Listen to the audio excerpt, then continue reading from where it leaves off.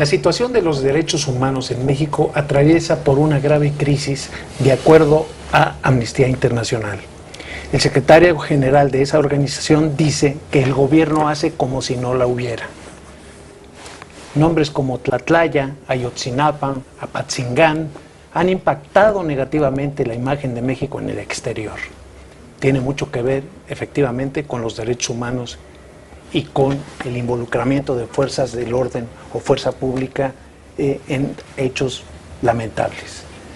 Hoy tenemos como invitado de Arsenal al recién nombrado subsecretario de Derechos Humanos de la Secretaría de Gobernación, Roberto Campa. Usted lo conoce, lleva ya muchos años en La Brega y está estrenando esta posición, un reto difícil que acaba de aceptar y que lo vemos con muchas ganas de sacar adelante. Paola, ¿cómo estás? Muy buenas tardes. Pues bien, Roberto, darle la bienvenida. Muchas gracias por estar con nosotros. Y bueno, después de esta introducción, ¿qué podrías comentar al respecto? Primero, muchas gracias. Gracias, Paola. Gracias, Pancho, por esta oportunidad. Tengo aproximadamente 2 semanas en este encargo. Lo reconozco como una gran oportunidad para hacer cosas, para servir, y lo reconozco también como un reto extraordinario. Efectivamente, hoy en nuestro país, hacia adentro y hacia afuera, me parece, tenemos una serie de cuestionamientos en torno a este tema, el tema de los derechos humanos. Pero me parece también que tenemos grandes fortalezas. Pancho, me parece que a lo largo de los últimos años hemos sido capaces de construir primero un andamiaje jurídico, un andamiaje legal, que tiene como punto central la reforma a la Constitución de 2011, la reforma en materia de derechos humanos, que cambió radicalmente el paradigma constitucional. Quienes estudiamos derecho antes de esa reforma, recordamos que el eje de la relación de gobernantes y gobernados eran las garantías individuales. A partir de la reforma a la Constitución, el eje de la relación de gobernantes y gobernados son los derechos humanos y sus garantías. Hoy prácticamente toda la relación de el gobernado y el gobernante gira en torno a los derechos humanos. La gente normalmente identifica principalmente a los derechos humanos que se llaman de primera generación, que son los civiles y los políticos, en donde básicamente el Estado tiene la obligación de no hacer determinadas cosas y en consecuencia respetar la libertad, respetar la vida, respetar el derecho a votar y ser votado. Pero hay también hoy derechos humanos de segunda generación, que son derechos sociales, económicos, culturales, en donde está, por ejemplo, el derecho a la salud, el derecho a la vivienda, el derecho a la alimentación y, en consecuencia, todas las obligaciones que el Estado tiene en esta materia se interpretan, se entienden a la luz de los derechos humanos. Hay también derechos humanos de tercera generación, que son los colectivos, donde están, por ejemplo, los ambientales, el derecho que tenemos a una vida en un ambiente sano. Se trata de un tema muy relevante, además, porque hay una gran participación de la comunidad internacional. A diferencia de otros tiempos en donde los temas se resolvían solamente hacia adentro en los países, en nuestro país. En el caso de los derechos humanos hay una comunidad internacional que actúa, hay instancias internacionales que conocen de violación a los derechos humanos, hay instancias internacionales que resuelven sobre estas violaciones, y entonces pues esto hace, siendo el terreno que concentra las obligaciones del gobierno, las obligaciones del Estado frente a los gobernados, siendo además una instancia en donde hay una gran participación de la sociedad y hay también observación internacional. Esto hace que el tema de los derechos humanos se convierta también en un terreno de la disputa política más amplia, más general, que se da no solamente en México, sino en todo el mundo. Y luego, me parece que, bueno, reconociendo primero que los derechos humanos son una gran oportunidad, reiterando que tenemos una fortaleza por el andamiaje legal con el que contamos, me parece que también tenemos una gran fortaleza por un gran andamiaje institucional. tenemos en los gobiernos, en los tres órdenes de gobierno, en el gobierno federal, en los gobiernos estatales y en algunos gobiernos municipales también, muchas áreas, muchas instancias que tienen que ver con los derechos humanos. Y luego también tenemos de manera importantísima a los organismos autónomos, donde destaca en primer lugar la CNDH. Entonces hay en el gobierno un gran andamiaje institucional, hay en la sociedad también una enorme participación en estos temas, y me parece que si somos capaces de hacer que todo este engranaje funcione para poner el tema de los derechos humanos en el centro, podremos no solamente dar una imagen distinta hacia afuera, sino también cambiar en buena medida la imagen, la perspectiva que se tiene hacia adentro. Antes de pasarle la palabra a Paola, dos cosas. Eso que tú llamas gran oportunidad, Amnistía Internacional lo denomina grave crisis. Antes de que las cámaras arrancaran, platicábamos y tú hacías referencia a las diferencias que hay entre los distintos casos. No es lo mismo, digamos, Tlatlaya que Ayotzinapa, incluso que Apatzingán. ¿Por qué? Mira, son algunos de los temas más importantes que tenemos en este momento, que están en distintas etapas de procesos, tanto internos como externos. Estamos atendiendo las solicitudes de información, estamos atendiendo los acuerdos a los que hemos llegado también con la comunidad internacional, básicamente en este caso con la Comisión Interamericana de Derechos Humanos, que es la instancia que nos corresponde. Y se trata de asuntos pues que todos reconocemos de una enorme complejidad, de una enorme profundidad. Probablemente el más relevante de todos sea el caso de Ayotzinapa, sin restarle mérito de ninguna manera a los otros dos. El asunto de Ayotzinapa me parece que pues ha impactado de manera extraordinaria no solamente el acontecer nacional, sino también ha afectado la imagen de México en el exterior, como yo dije en su momento desde mi otra responsabilidad. Un asunto de esta magnitud nubla, opaca cualquier avance, cualquier logro que se hubiese tenido en esta materia. Es un asunto en donde están involucrados distintos órdenes de gobierno. En primer lugar, el gobierno municipal, que es donde suceden en primera instancia estos hechos. El gobierno estatal, que tiene también pues un papel muy importante. A partir de ahí hubo que renovar al gobierno de Guerrero. Y también lo que tenemos que comprender hoy es que son asuntos que impactan al Estado mexicano. Y que hoy están siendo vigilados, que están siendo observados por estas instancias internacionales. Hay una comisión de 5 expertos que están trabajando desde la Comisión Interamericana, revisando todo el proceso, revisando cuál es la actuación del Estado mexicano en este asunto, y del que seguramente se van a derivar cosas positivas. Tú me preguntabas hace un momento de qué nos puede servir.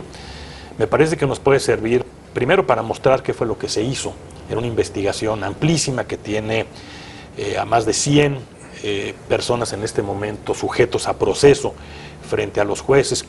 Me parece que nos puede servir también para encontrar insuficiencias y para corregir insuficiencias, y me parece que pues esto también sirve para acreditar afuera y adentro qué fue lo que se hizo. El caso de Tlatlaya es un asunto distinto. En esta comunidad del Estado de México operaba un grupo de la delincuencia conocido además públicamente, un grupo que generó un enorme daño a esas comunidades, secuestros, robos, violaciones. Hubo un enfrentamiento con el ejército, con un grupo de miembros del ejército, un enfrentamiento muy violento, eran grupos muy violentos, y a partir de ahí hay una investigación en torno al uso legítimo de la fuerza, en torno a si lo que sucedió se apega al uso legítimo de la fuerza, y es un procedimiento... Pero hay testimonios, y perdóname que te interrumpa porque me parece un punto muy relevante, testimonios de ejecuciones sumarias, que estaban gente que murió, que fue ejecutada cuando ya estaban prácticamente rendidos. Claro, hay distintas investigaciones que se están dando en la vía judicial, y también hay un asunto en la Comisión Nacional de Derechos Humanos, un asunto muy relevante. El actual presidente de la comisión revisó y reclasificó este asunto, y lo reclasificó como un asunto grave, y esto le da una connotación especial.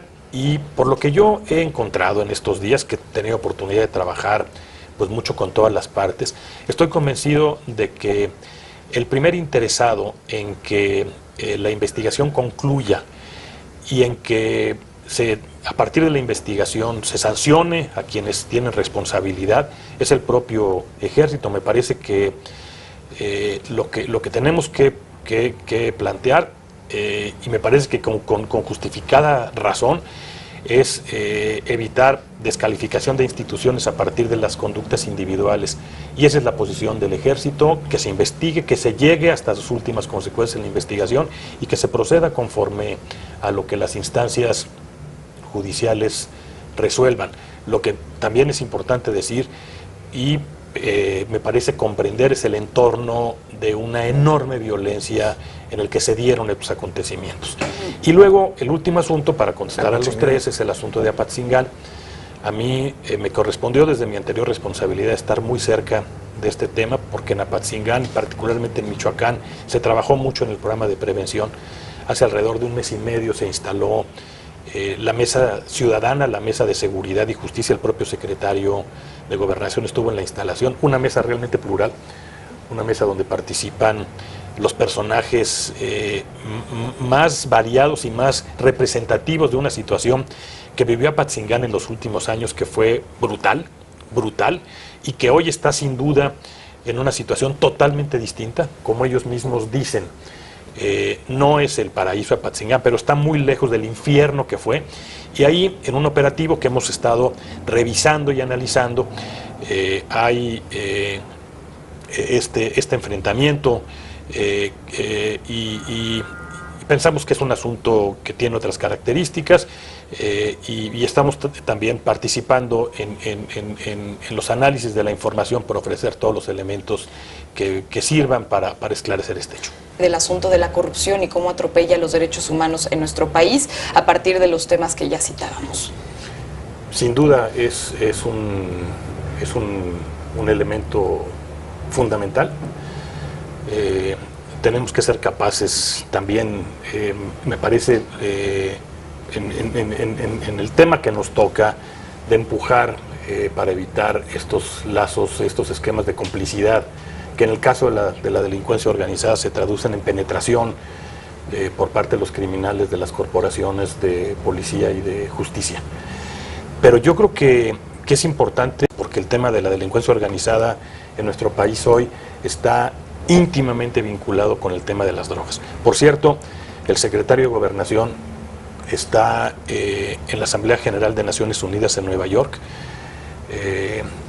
planteando, analizando, discutiendo con la comunidad internacional lo que ha sucedido con las políticas de drogas hasta el momento a nivel internacional, porque es un tema que requiere de una salida y de una solución, de un acuerdo internacional, y también llamando a la comunidad internacional a que revisemos cuáles son las consecuencias de la actual política de drogas, que está regida básicamente por 3 convenciones, pero el reto que tiene México es un reto extraordinario que a mí me parece conviene poner sobre la mesa. Compartimos una frontera de 3.000 kilómetros con el país más importante del mundo, que tiene grandes ventajas en términos comerciales, pero que también significa, en este caso, características especiales, porque ese país es el principal consumidor de drogas en el mundo. Hace algunos días estuvo por aquí en México el presidente Clinton, y el presidente Clinton hizo una declaración que me parece es muy relevante. ¿Por qué? Porque dijo algo así como que pidió una disculpa porque en el gobierno de los Estados Unidos, bajo su administración, se había tomado la decisión de que las drogas no entrarían a los Estados Unidos ni por aire ni por agua. En consecuencia, la decisión que se tomó, como fue planteada por el presidente, es que las drogas entrarían por tierra. Por tierra entran por el territorio mexicano, porque las drogas se fabrican, se producen en el sur o vienen por el mar, otro tipo de drogas ahora sintéticas, todo este esquema. Entonces, México tiene que afrontar esta realidad, una realidad que implica rutas de acceso de las drogas a los Estados Unidos, prácticamente toda la violencia en gran escala que padecemos tiene que ver con rutas de acceso de las drogas a los Estados Unidos, y es un asunto que tiene que ver con una gran cantidad de dinero que se traduce en el dinero para intercambiar estas drogas, pero también se traduce en armas, se traduce en dinero ilegal, se traduce en tráfico de personas. Entonces el reto es un reto extraordinario. Me parece que a la luz de ese reto, lo que tenemos que hacer en México es también extraordinario, porque son grupos criminales que tienen una gran fuerza, en términos de armas, y que tienen además muchos recursos. Y entonces necesitamos que el Estado mexicano, que las corporaciones de policía del Estado tengan más fuerza que esos grupos y tengan la capacidad y la fortaleza para resistir lo que significa esos embates de recursos. Yo estoy convencido de que se ha hecho un esfuerzo importante. Déjenme solamente comentar, no quisiera dar cifras de reducción de violencia y de comportamiento delictivo, pero sí creo que podemos mencionar regiones que fueron emblemáticas de la violencia en nuestro país, en consecuencia de autoridades coludidas, de policías penetradas, donde hoy se viven condiciones realmente distintas. Y son, pues, Nuevo León, de manera muy importante, Chihuahua, de manera también muy importante, Coahuila, Durango, Colima, Morelos, yo diría Michoacán, sin duda. Michoacán ha vivido un cambio muy importante. Yo diría que, salvo Guerrero, en el listado de los que tuvieron los mayores problemas de violencia, en el resto lo que vemos es un comportamiento mucho mejor. Jalisco, digo, se puso de moda. Claro, pues. y naturalmente, pues como sucede con los medios, y no es un reclamo, pero así sucede, pues los medios ponen la lupa en donde están los problemas. Claro. En Juárez llegamos a tener la segunda ciudad más peligrosa del mundo. Como hoy en Juárez las cosas están mucho mejor, pues entonces ya nadie se ocupa. Bueno, pero es muy grave, por ejemplo, lo ocurrido en Jalisco, pero es otro tema. Digo, nunca se había dado que un helicóptero de esa magnitud, de ese tamaño, haya sido derribado por una organización criminal con un misil. No hay duda, es un asunto.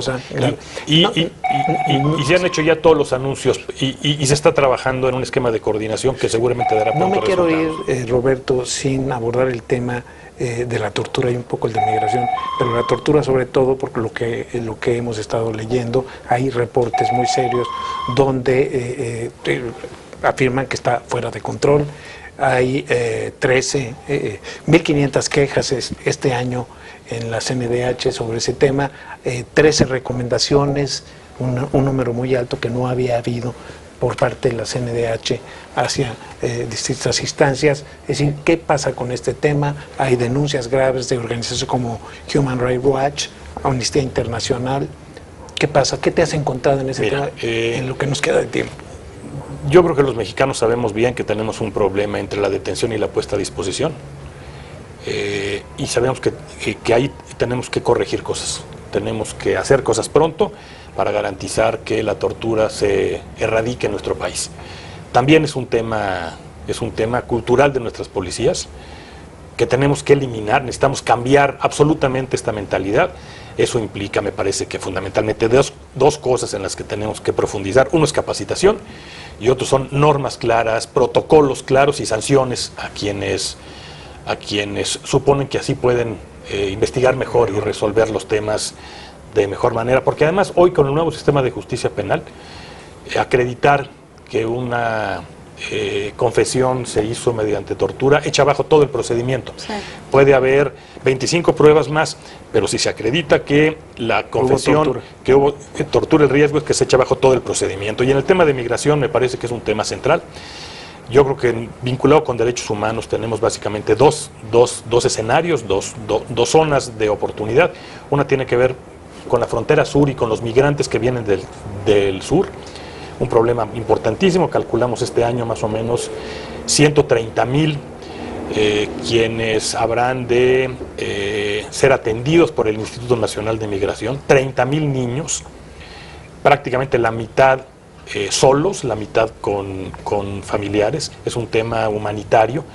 Ahora la nueva ley para la protección de las niñas, niños y adolescentes va a obligar a un trabajo mucho más coordinado entre el Instituto Nacional de Migración y el DIF, y nos va a obligar a garantizar en todos los casos la tutela de los derechos de los migrantes y particularmente de los niños. Pero hay otro tema, que es el tema de la frontera norte, y es el tema de los migrantes mexicanos, en algunos casos también niños que regresan de los Estados Unidos. Ahí tenemos que trabajar también en distintos frentes. Necesitamos, garantizar que si en el caso de los migrantes centroamericanos dedicamos recursos para la repatriación, en el caso de los migrantes mexicanos dediquemos recursos también para que regresen a sus lugares de origen. Necesitamos trabajar con los niños. Hay muchos niños que nacieron en los Estados Unidos que no tienen actas de nacimiento mexicanas, y entonces el riesgo es que sin papeles no puedan acceder a los sistemas de educación o de salud. Tenemos que trabajar también para garantizar este tipo de cuestiones. Entonces el tema de migración tiene pues por lo menos estas dos facetas que son muy importantes. Ahora, Osorio Chong le entregó, ahora que, hace un par de días, no podemos hablar ni siquiera de un mes, le dio un decálogo de indicaciones como nuevo subsecretario. Difícilmente uno encontraría algo muy puntual, es decir, no se toca el tema de migración y tortura como tal, sino son un poco más genéricas. Al momento de leerlas yo me quedé un poco insatisfecha en ese sentido. Sin embargo, entiendo que pues los detalles es usted básicamente el que tiene que irlos definiendo. ¿Cuáles van a ser los 3 puntos prioritarios en su trabajo durante pues el tiempo que este puesto dure? La primera indicación que el secretario nos dio, que me dio en lo personal, es la de un trabajo coordinado con la CNDH. Tenemos que garantizar, en primer lugar, que todas las recomendaciones que hace la CNDH se acepten y se atiendan. Y tenemos que garantizar, con la estadística de quejas de la CNDH, que los motivos de las quejas no se repitan. Es una tarea, me parece, de una gran importancia. Otra que tiene que ver también con esto es el de prever y el de garantizar, a partir de una serie de esquemas y de la aplicación plena de la reforma en materia de derechos humanos, necesitamos garantizar que todas las instancias del gobierno en los 3 órdenes sean capaces de aprender, de comprender y de aplicar la reforma en materia de derechos humanos. Me parece que esos son elementos fundamentales, y una que yo creo que es clave es la instrucción que me dio el secretario para estar cerca de todas aquellas personas cuyos derechos humanos han sido violados, de que el gobierno de la República, el gobierno federal, no esté ausente, sino que esté presente, y que frente a este tipo de situaciones la gente sienta y sepa que el gobierno federal está cerca de ellos. Ahora, regresando un poco al tema de la tortura, que está íntimamente ligado también con el de justicia, por lo que decíamos, parece que en México liberamos a los culpables y encerramos a los inocentes por el simple hecho de que tenemos la percepción como mexicanos de que somos culpables hasta que se nos demuestre lo contrario, y finalmente se es inocente si un protocolo se rompe, pero nuestras autoridades no conocen el protocolo al pie de la letra. Como ya decía, pues va a ser muy importante que esos protocolos se sigan, porque ahí está el andamiaje legal, pero no se sigue al pie de la letra. En esa materia, simplemente preguntarle en materia, pues obviamente sería la prevención y también los derechos humanos, ¿cómo pueden actuar? Sin duda. Me parece que tenemos un gran campo de oportunidad ahí. La reforma constitucional es una reforma de fondo, como decía, pero para llevarla a su fin se requiere de una reforma cultural, como pasa con reformas de este tamaño. Eso implica una gran tarea de capacitación y de educación. Estamos ya comenzando a trabajar con la academia. Nos puede ayudar de manera muy importante las universidades. Estamos construyendo un esquema para tener claro quiénes son los servidores públicos claves en esta materia, quiénes son los estratégicos y qué partes de los temas de derechos humanos le corresponden a cada quien. Y de lo que se trata es de construir este esquema de acercamiento para garantizar que todos los funcionarios involucrados de los 3 órdenes de gobierno tengan la precisión, la claridad de lo que significa esta reforma. Y luego tenemos que garantizar que en el caso de las dependencias que generan más quejas, se corrijan. Se trata de trámites en algunos casos que tienen que ver con el sector salud o con el sector de servicios o con el sector de vivienda, y garantizar que en el caso de las corporaciones de policía, esos protocolos impliquen también pues la sanción a quien incumple. Solamente se garantiza que no se repitan estas violaciones cuando hay una sanción. Entonces, me parece que tenemos un paquete claro por lo que hace a esta reforma y a este nuevo marco legal. Hoy lo que tenemos que hacer es construir este esquema para que todos los funcionarios estén empapados y para que seamos capaces de cumplir la instrucción que el presidente de la República dio recientemente, y es poner a los derechos humanos en el centro, en el eje de la política pública. Roberto, quiero aprovechar el último minuto que nos queda para mencionar el tema de las desapariciones forzadas. Parece que hay un desacuerdo en el número de desaparecidos, no sabemos cuántos son.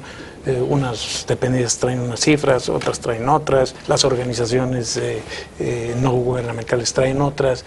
¿Qué has encontrado o qué sabes en ese tema? Primero, una instrucción del presidente para no solamente actualizar esta relación, sino para definir criterios distintos de clasificación que realmente aclare la situación y para tener todo el apoyo de la tecnología para garantizar que estos instrumentos sean confiables. Estamos trabajando también en una ley, la reforma al artículo 73 que se hizo en el Congreso en los días pasados, le da al Congreso facultades para legislar en esta materia. La ley tiene que poner el énfasis también en la búsqueda. Se trata de que seamos capaces de buscar y de darle satisfacción a quienes hoy víctimas están buscando a sus familiares y a sus conocidos. Es un tema complejo, lo estamos atendiendo con seriedad y tendremos respuestas serias a un tema muy serio. Y con eso nos vamos, le damos cita para el próximo sábado 18:30 en su Arsenal Televisión. Muchas gracias por acompañarnos, muchas gracias por estar con nosotros. Paola, pues en 8 días nos vemos. Nos vamos, muchísimas gracias, Paola. nos vemos Muchas en gracias, 8 Pancho. días. Te invitamos a seguir cuestionando la información con los siguientes videos.